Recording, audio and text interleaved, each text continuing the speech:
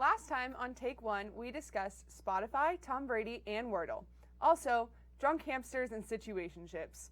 On this week's episode, scamming grandma and furries. And just for laughs, bologna, barbecue, and meatloaf. These stories and more up next on Take One.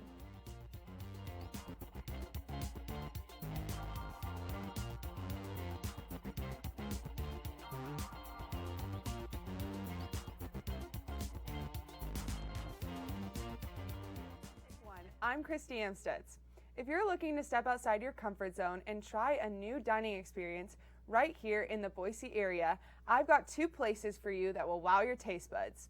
Amina's African Sambusas, which started as a vendor at the Saturday markets in Boise, serves up authentic African dishes. With a menu that features crispy sambusas, flavorful rice, stewed vegetables, and well-spiced chicken and beef, you can't seem to go wrong with anything you choose. And Amina's is run by a family with an American dream story. Refugees who fled turmoil and hardships to build a successful business that celebrates their culture and background in the U.S. Another great option in the Boise area is Falafel Co. The Falafel Co. food truck finally has a permanent location on Emerald Street, and its affordable prices make it a great choice for families to expand their dining experiences. Because of its namesake, visitors can expect a falafel that exceeds expectations, but the truck also serves shawarma, gyros, and a classic Middle Eastern dish called tabbouleh. The truck is open Tuesdays through Sundays from 11 a.m. to 8 p.m. So, if like me, you're feeling like you've been stuck in the same old dining routine, make sure to get out and try these and the many more amazing options that Boise has to offer. Now, over to Jenna with our Broncos sports update. Thanks, Christy. I'll definitely have to check those spots out. Welcome to Week 5. Here is a Broncos sports update. The winning streak for men's basketball was unfortunately broken against Wyoming last Thursday night. The Broncos set a program record, winning 14 games in a row before that close loss against the Cowboys. It was a busy weekend at Extra Mile Arena as men's basketball played San Jose State Saturday night and won 76-60, remaining in that number 1 seed for the Mountain West. Women's basketball played San Diego State at home on Saturday as well and won 72-63. Gymnastics had a big win over number 19 SUU just a week ago, and they were on the road this past weekend competing against number 18 BYU for their second meet of the season. The Broncos unfortunately fell short to the Cougars with a final score of 196.700 to 196.525. But a rematch does take place on February 12th here at home. And lastly, Boise State track and field competed in the Washington State Invitational last week. The Broncos left Spokane with 2 school records and 8 top 5 finishes. Such amazing accomplishments from our athletes here at Boise State. So as always, go Broncos. Now over to you, Skylar. Thanks, Jenna. A Mississippi mayor is harassed by furries, and by harassed, I mean they do his job better than he does. Mayor Gene McGee of Ridgeland, Mississippi, was withholding $110,000 of funding from the Madison County Library System. Why, you may ask?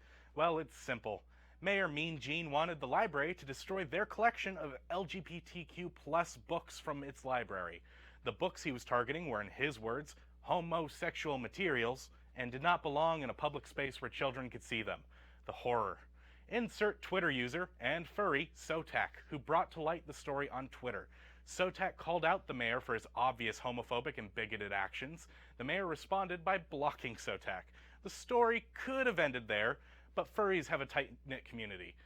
They often put their money where their muzzles, beaks, and maws are. The community, as of writing this story, has raised over $102,000 for the Madison County Library.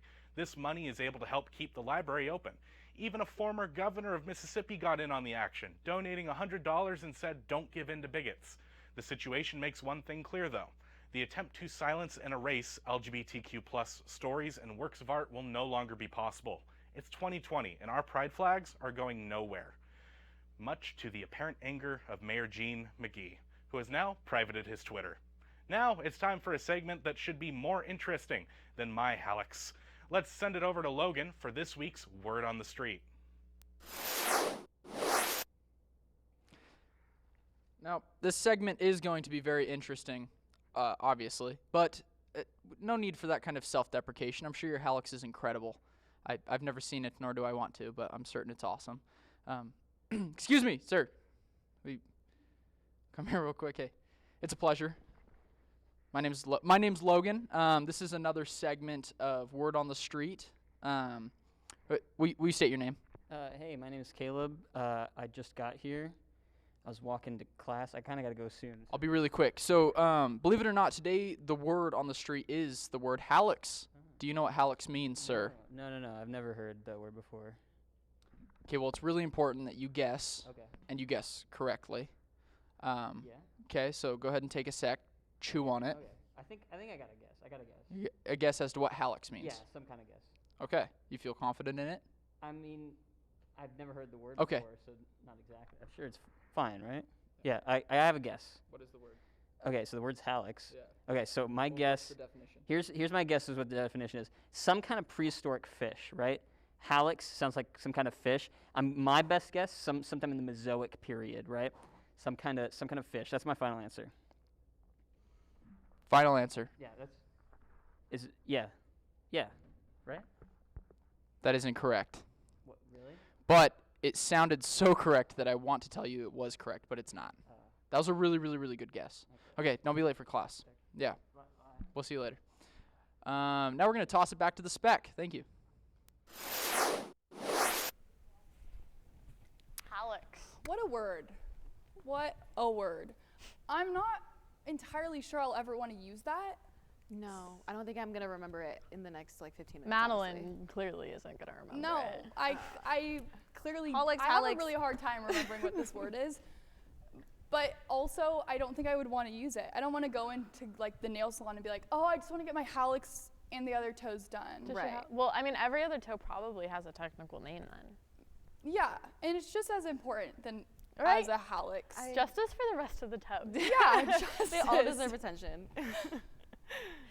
Well, in what will surely be devastating news for gamers the world over, Sony has dropped the expected sales for the PlayStation 5 from nearly 15 million to only 11 million by the end of the financial year in March.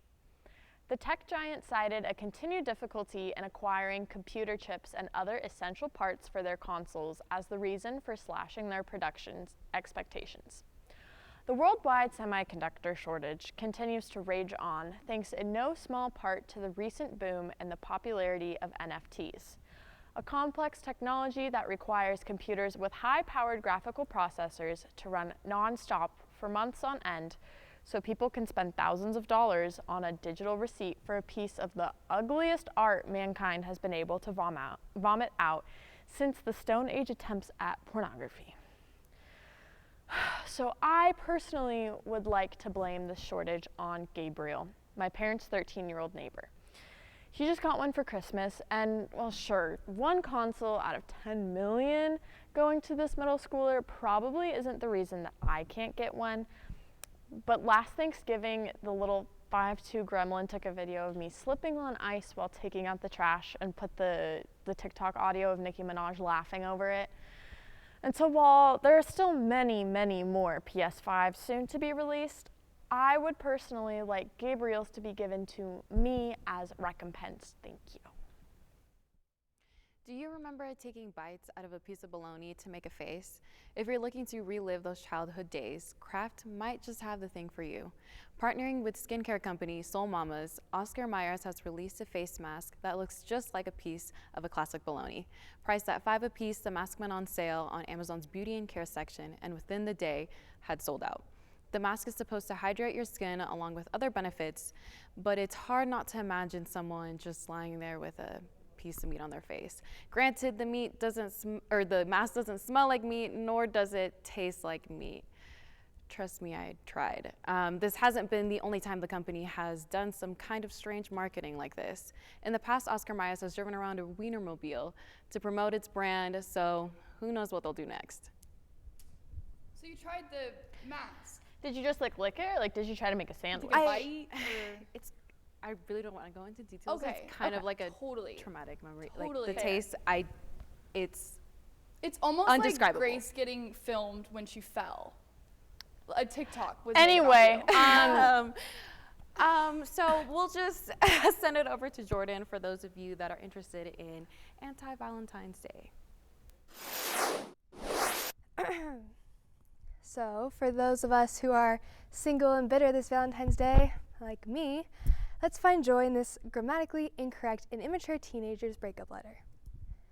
Dear loser Chris, I thought you liked me. You said it yourself. I hate you. People always say you asked me out because you needed a date for the dance and that after the dance, you would dump me. Well, guess what? I dumped you for thinking that I cheated on you. I didn't, so like idiots that you guys are and are so smart that you are. You called me a slut. I hate you, and also guess what? My mother hates you too. She's the one that put me to do this. You come to breakfast every morning, and I ain't stupid. You try to sit next to my little bro who only 7 years old, hates you too, and don't even know what you did. And it's always blocking your chair. Ha ha. I went out with another boy after you, and after we were over. You are an idiot. You even tried to ask me out again. I didn't break up with him for you, okay?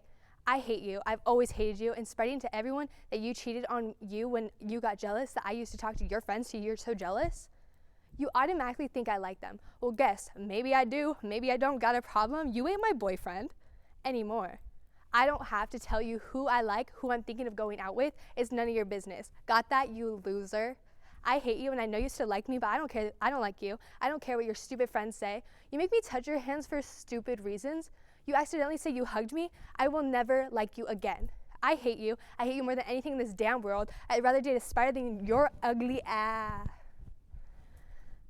I don't love you. Please, I hate you. Well, bye. I have better things to do right now than remember you. Well, now let's go back to Madeline. It's almost Super Bowl Sunday. Of course, for some of us, the big day is less about the games and more about the food. But some people may take their tailgating a bit too seriously. A man in Texas was arrested for driving under the influence, but police didn't know he was drunk when they pulled him over. The reason police wanted to speak with him was because he had a lit barbecue pit in the bed of his truck. Whether he was headed to or from a barbecue is unclear, but the story does not end there. Once the man failed his sobriety test, police found he was also in possession of cocaine.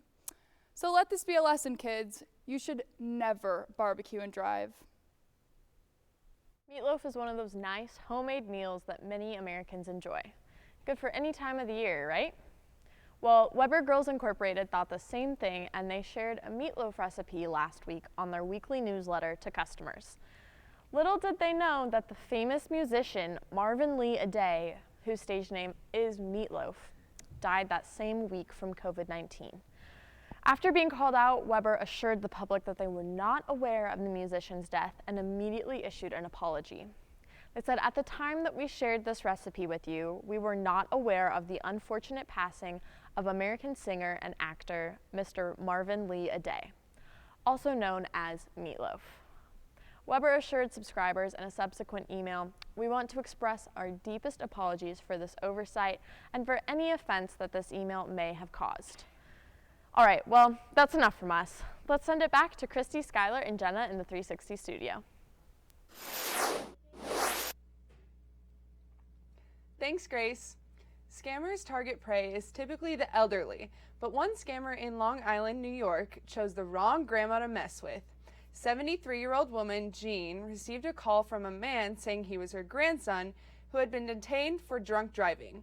He started calling her grandma, but she knew immediately it was a scam because she didn't have a grandson who drives. Jean decided to play along, saying she'd help him get the $8,000 he needed for bail. After a few calls back and forth with a bit of role play, the man set up a pickup time with his quote-unquote lawyer.